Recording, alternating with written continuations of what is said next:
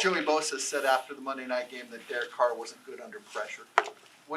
First of all, is any quarterback ever good under pressure? And number two, how have you seen him handle it on film? Well, like you said, if you consistently get pressure on a quarterback, I don't think they like that. When you got someone in your face, basically trying to get you to the ground and you got to make an accurate pass. I think any quarterback can get pressure. I guess you can really say that about any quarterback. And I'm sorry, I didn't hear a lot. How have you seen Carr in film? How have you seen him react when pressured? He's a feisty, trying to make plays, get the ball downfield. He's always looking to make a throw. So, but each and every week is something different.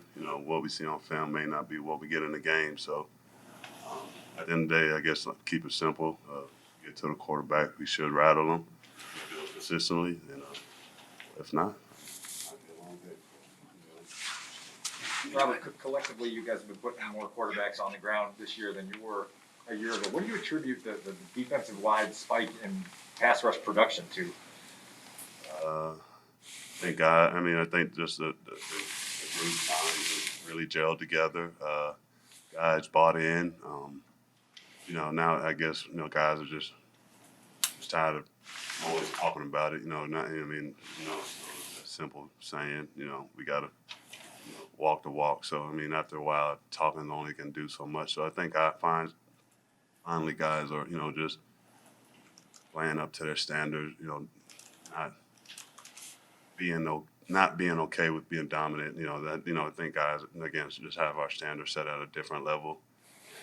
I just think it's starting to show, and we always got to say, we may get the sacks, but if we don't got time to get there, so I always like to say thank you to the DBs and everyone who's covering, buying us time.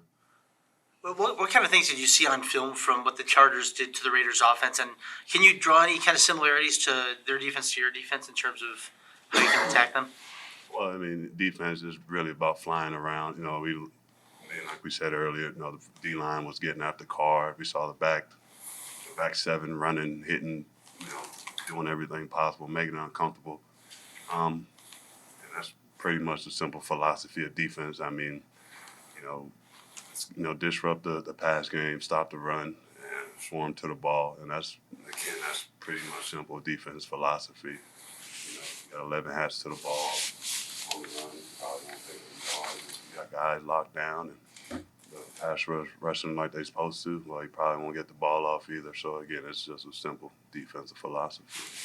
Right, playing across from Khalil kind of gives you an opportunity to be freed up, get some one-on-ones. With your production so far this season, you kind of anticipate some of that attention kind of shifting over. Now maybe you start to free some things up for him on the other side? If you were the OC, what would you do? Of course, 52. Everyone knows Matt. Know what he brings to the game. And I'm just out here trying to do my part. Get as much production as I can to help the team win. And of course, again, I'm pretty sure my numbers may be okay, but I think they're still a little concerned about what we're doing the other side. So who knows? Maybe I'll keep one-on-ones and get the double teams and triple teams still, but we'll see. Robert, clearly the kind of guy to go walking around telling us what motivates him. But do you imagine playing the Raiders probably has fueled him a little bit this week? I won't say it's extra fuel. It's just one of those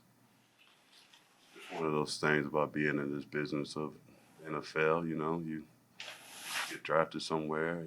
Like we all expect to be there forever. Then reality sits in. So it's just more. It's more of probably just a pride thing. I don't know who would ever trade him, but. Again, it's just one of those things, again, you get drafted someplace, especially first round, you think you're going to be there forever, but again, it's just the name of the game.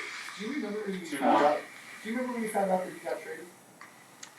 I heard, 3 first-round picks, that's all I really remember, so I guess I was pretty good. Remember what you thought at the time, I guess was my question. What? What did you think at the time, do you remember?